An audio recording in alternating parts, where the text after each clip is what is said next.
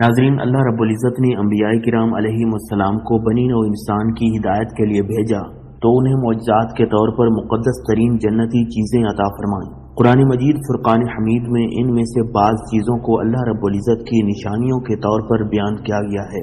آج کی ویڈیو میں ہم آپ کو انبیاء کرام علیہم السلام کی 14 مقدس ترین جنتی چیزوں کے بارے میں بتائیں گے۔ نمبر 1، حضرت آدم علیہ السلام کے قدم مبارک کا نشان۔ ناظرین، حضرت آدم علیہ السلام کو سری لنکا کے سری پیڈا نامی پہاڑ کی چوٹی پر اتارا گیا۔ اس وقت حضرت آدم علیہ السلام کے پاؤں اس پہاڑ پر اور سر آسمان میں تھا۔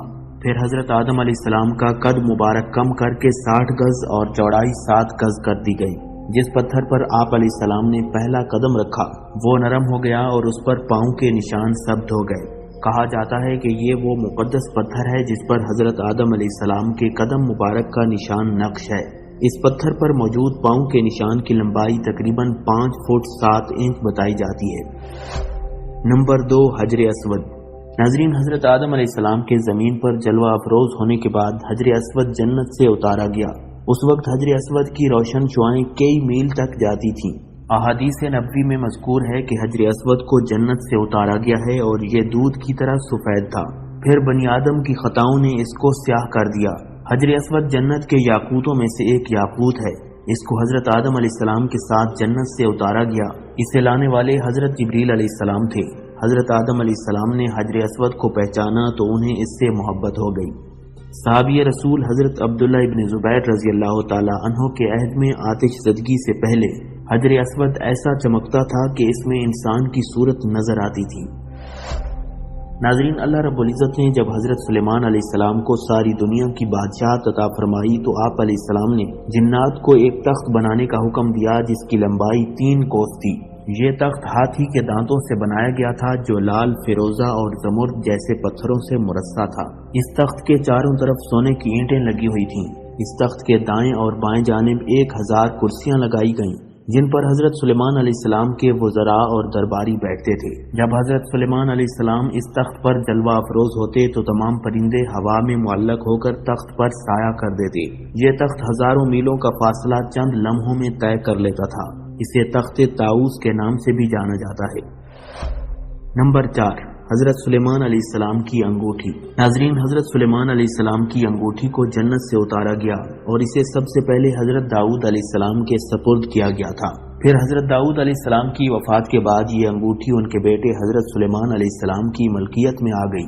احادیث مبارکہ کی روح سے حضرت سلیمان علیہ السلام کی انگوٹھی کے نگینے میں کلمہ طیبہ نقش تھا اور اس کا رنگ آسمانی تھا۔ اس انگوٹھی کی تاثیر یہ تھی کہ انسان، حیوان، چرند پرند، جن اور پریاں سب ان کے پاس کھینچے چلے آتے تھے۔ حضرت سلیمان علیہ السلام سرکار دو عالم صلی اللہ علیہ وسلم کی نام کی انگوٹھی پہن کر امور سلطنت بڑے اچھے طریقے سے چلاتے تھے، اور جب یہ انگوٹھی ان کے پاس نہ ہوتی تو ان کے دل کو سکون و اطمینان نہ ہوتا۔ حضرت سلیمان علیہ السلام کی وفات کے بعد یہ انگوٹھی غائب ہو گئی۔ نمبر 5، مقام ابراہیم۔ حضرت ابراہیم علیہ السلام نے اللہ تعالیٰ کے حکم سے خانہ کعبہ کی تعمیر کی تھی۔ تعمیر کے وقت جب خانہ کعبہ کی دیواریں ہاتھ کی اونچائی سے اوپر ہو گئیں تو حضرت ابراہیم علیہ السلام ایک پتھر پر کھڑے ہو کر چنائی کا کام کرنے لگے۔ حضرت ابراہیم علیہ السلام کے قدم مبارک کی برکت اور تعظیم کے طور پر یہ پتھر موم کی طرح نرم ہو گیا اور اس میں حضرت ابراہیم علیہ السلام کے پاؤں مبارک کے نشانات نقش ہو گئے۔ اسے مقام ابراہیم اور ہجر اسماعیل بھی کہا جاتا ہے جو مسجد حرام کے صحن میں خانہ کعبہ کے قریب موجود ہے۔ نمبر 6، تابوت سکینہ۔ حضرت سیدنا آدم علیہ السلام کے اس دنیا میں تشریف لانے کے بعد اللہ رب العزت نے انہیں شمشاد نامی درخت کی مضبوط لکڑی اور سونے سے بنا ہوا ایک صندوق عطا فرمایا جسے تابوت سکینہ کا نام دیا گیا۔ یہ صندوق 3 گز لمبا اور 2 گز چوڑا تھا اور اسے جنت سے اتارا گیا تھا۔ پھر یہ صندوق تمام نبیوں سے ہوتا ہوا حضرت سیدنا موسیٰ علیہ السلام تک پہنچا۔ اس صندوق کی برکت سے بنی اسرائیل پر آنے والی مصیبتیں ٹل جاتی تھیں۔ تابوت سکینہ میں تورات شریف کی تختیوں کے ٹکڑے، جنت کی لاٹھی، موسیٰ علیہ السلام کا لباس، حضرت سیدنا ہارون علیہ السلام کا امامہ، حضرت سلیمان علیہ السلام کی انگوٹھی اور بنی اسرائیل پر نازل ہونے والا من و سلوہ بھی موجود تھا۔ نمبر 7، کشتی نوح۔ ناظرین، جب قوم نوح کی سرکشی اپنے عروج پر پہنچی تو اللہ رب العزت نے حضرت نوح علیہ السلام کی قوم پر آنے والے طوفان کی خبر دی اور آپ علیہ السلام کو ایک کشتی تیار کرنے کا حکم دیا۔ کشتی بنانے کے لیے لکڑی کی ضرورت تھی، چنانچہ حضرت نوح علیہ السلام نے ساگوان نامی کچھ درخت لگائے جن کی لکڑی بہت مضبوط تھی۔ یہ درخت 100 سال میں تیار ہوئے۔ پھر حضرت نوح علیہ السلام اگلے 100 سال تک کشتی بنانے میں مصروف رہے۔ حضرت نوح علیہ السلام کی کشتی 300 گز لمبی، 50 گز چوڑی اور 300 گز اونچی تھی۔ کشتی کا اگلا حصہ مرغے کے سر جیسا اور پچھلا حصہ مرغے کی دم جیسا تھا، جبکہ نیچے کا حصہ کسی پرندے کے پیٹ کی طرح تھا۔ دنیا کی اس پہلی کشتی میں 3 منزلیں بنائی گئیں۔ سب سے نچلی منزل درندوں، پرندوں اور حشرات الارض کے لیے مخصوص تھی۔ درمیانی منزل میں چوپائے اور دیگر جانور موجود تھے، جبکہ سب سے اوپر والی منزل میں حضرت نوح علیہ السلام اور ان کے اصحاب سوار تھے۔ نمبر 8، ہیکل سلیمانی۔ ناظرین، ہیکل سلیمانی دراصل ایک مسجد یا عبادت گاہ تھی جو حضرت سلیمان علیہ السلام نے اللہ کے حکم سے جنات سے تعمیر کروائی تھی تاکہ لوگ اس کی طرف منہ کر کے یا اس کے اندر عبادت کریں۔ ہیکل سلیمانی کی تعمیر سے پہلے یہودیوں کے ہاں عبادات کے لیے کسی طرح کا کوئی مقام نہیں تھا۔ ان کی عبادت کے لیے صرف ایک خیمہ تھا جس میں تابوت سکینہ رکھا ہوتا تھا۔ چنانچہ حضرت سلیمان علیہ السلام نے ہیکل سلیمانی کی تعمیر کروائی اور اس میں تابوت سکینہ رکھوایا۔ پھر بابل کے بادشاہ بخت نصر نے جب بیت المقدس پر حملہ کیا تو اس نے ہیکل سلیمانی کو مکمل طور پر تباہ کر ڈالا۔ یہودیوں کے مطابق مسجد اقصی کی موجودہ دیوار گریا ہیکل سلیمانی کا باقی ماندہ حصہ ہے، اس لیے یہودی یہاں ہیکل تعمیر کرنا چاہتے ہیں۔ نمبر 9، حضرت صالح علیہ السلام کی اونٹنی۔ ناظرین، حضرت صالح علیہ السلام قوم سمود کی طرف نبی بنا کر بھیجے گئے۔ آپ علیہ السلام نے جب قوم سمود کو توحید کی دعوت دی تو قوم نے آپ سے یہ معجزہ طلب کیا کہ آپ اس پہاڑ کی چوٹی سے ایک گابن اونٹنی نکالیں جو خوب فربا ہو اور ہر قسم کے عیب و نقص سے پاک ہو۔ حضرت صالح علیہ السلام نے اس چٹان کی طرف اشارہ فرمایا تو چٹان فوراً پھٹ گئی اور اس میں سے ایک انتہائی خوبصورت و تندرست بلند قد و قامت والی اونٹنی نکل آئی جو گابھن تھی، اور نکل کر اس نے ایک بچہ بھی جنا۔ یہ اونٹنی اپنے بچے کے ساتھ میدانوں میں چرتی پھرتی اور ہر دوسرے دن کنویں کا سارا پانی پی جاتی۔ جب یہ دودھ دیتی تو پوری قوم کے لوگوں کے برتن دودھ سے بھر جاتے تھے۔ آخر قدار بن سالف نامی ایک شخص نے ناکا نامی اس اونٹنی کو قتل کر دیا، جس کے بعد قوم سمود پر اللہ رب العزت کا عذاب نازل ہوا۔ نمبر 10، عصائے موسیٰ۔ ناظرین، حضرت موسیٰ علیہ السلام کا عصا مبارک جنتی درخت کی لکڑی سے بنا ہوا تھا۔ اسے حضرت آدم علیہ السلام جنت سے لائے تھے اور پھر یہ مختلف انبیاء کرام علیہ السلام سے ہوتا ہوا حضرت موسیٰ علیہ السلام تک پہنچا تھا۔ اس جنتی لاٹھی کا نام علیق یا نبع تھا۔ حضرت موسیٰ علیہ السلام کا عصا مبارک 10 گز لمبا تھا۔ اس کی 2 شاخیں تھیں جو اندھیرے میں روشنی کا کام دیتی۔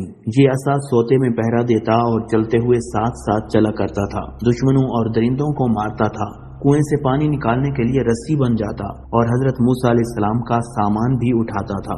جب اسے زمین میں گاڑ دیا جاتا تو یہ درخت بن کر حسب خواہش پھل دیتا۔ فرعون کے دربار میں یہ اژدہا بن کر جادوگروں کے تمام سانپ نگل گیا۔ اس عصا مبارک کی برکت سے حضرت موسیٰ علیہ السلام کے کثیر معجزات ظاہر ہوئے۔ نمبر 11، قمیص یوسفی۔ حضرت یعقوب علیہ السلام اپنے بیٹے حضرت یوسف علیہ السلام کی جدائی سے بڑے غمگین ہوئے اور ان کے غم میں آنسو بہا بہا کر ان کی آنکھوں کی روشنی متاثر ہو گئی۔ کئی سال بعد جب حضرت یوسف علیہ السلام کو اپنے بھائیوں کے ذریعے والد محترم کی آنکھوں کی روشنی متاثر ہونے کا علم ہوا تو انہوں نے اپنی قمیص مبارک تبرک کے طور پر اپنے والد محترم کے لیے بھیجی اور فرمایا، میرا یہ کرتا لے جاؤ اور اسے میرے باپ کے منہ پر ڈال دینا، وہ دیکھنے والے ہو جائیں گے۔ جب حضرت یوسف علیہ السلام کے بھائیوں نے وہ کرتا حضرت یعقوب علیہ السلام کے چہرہ اقدس پر ڈالا تو حضرت یعقوب علیہ السلام کی بینائی واپس لوٹ آئی۔ اللہ تعالیٰ نے قرآن مجید کی سورہ یوسف میں قمیص یوسفی کا ذکر فرمایا ہے۔ نمبر 12، زمزم۔ آب زمزم تقریباً 5000 سال پہلے اللہ کے نبی حضرت سیدنا اسماعیل علیہ السلام کی ایڑیوں کی برکت سے جاری ہوا۔ آپ علیہ السلام کی والدہ حضرت سیدہ ہاجرہ رضی اللہ تعالی عنہا نے پانی کی تلاش میں صفا و مروہ کے 7 چکر لگائے۔ پھر جب وہ مروہ سے حضرت اسماعیل علیہ السلام کی طرف آئیں تو حضرت اسماعیل علیہ السلام زمین پر اپنی ایڑیاں رگڑ رہے تھے، جہاں سے اللہ تبارک و تعالیٰ نے پانی کا ایک چشمہ جاری فرما دیا۔ بعد ازاں زمزم کو ایک کنویں میں تبدیل کر دیا گیا جسے چاہ زمزم اور بیر اسماعیل کہا جانے لگا۔ نمبر 13، حضرت اسماعیل علیہ السلام کا مینڈھا۔ ناظرین، حکم خداوندی کے مطابق حضرت ابراہیم علیہ السلام نے جب حضرت اسماعیل علیہ السلام کو ذبح کرنے کے لیے لٹایا تو اللہ تعالیٰ نے جنت سے مینڈھا بھیج دیا جو حضرت اسماعیل علیہ السلام کی جگہ قربان ہو گیا۔ یہ وہی مینڈا تھا جو حضرت آدم علیہ السلام کے بیٹے حابیل نے اللہ کے نام پر نذر کیا تھا، اور یہ مقبول ہو کر حضرت اسماعیل علیہ السلام کے اس واقعے تک جنت میں موجود تھا۔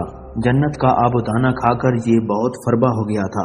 حضرت ابراہیم علیہ السلام کے ہاتھ سے ذبح ہونے کے بعد اس کے سینگ ایک زمانے تک بیت اللہ میں لٹکے ہوئے تھے۔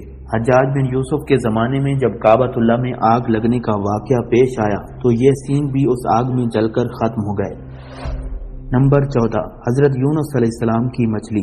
ناظرین، حضرت یونس علیہ السلام جب کشتی میں سوار ہو کر جا رہے تھے تو لوگوں نے غلط فہمی کی بنیاد پر آپ علیہ السلام کو دریا میں ڈال دیا۔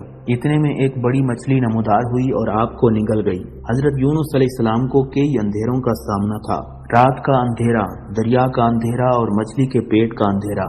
ان اندھیروں میں آپ علیہ السلام نے یہ دعائیہ کلمات پڑھے: لا الہ الا انت سبحانک انی کنت من الظالمین، تیرے سوا کوئی معبود نہیں، تو ہر عیب سے پاک ہے، بے شک مجھ سے بیجا ہوا۔ اس آیت کریمہ کی بدولت اللہ تعالیٰ نے حضرت ادریس علیہ السلام کو عاشورہ یعنی 10 محرم الحرام کو کئی دن مچھلی کے پیٹ میں رکھنے کے بعد آزادی عطا فرمائی۔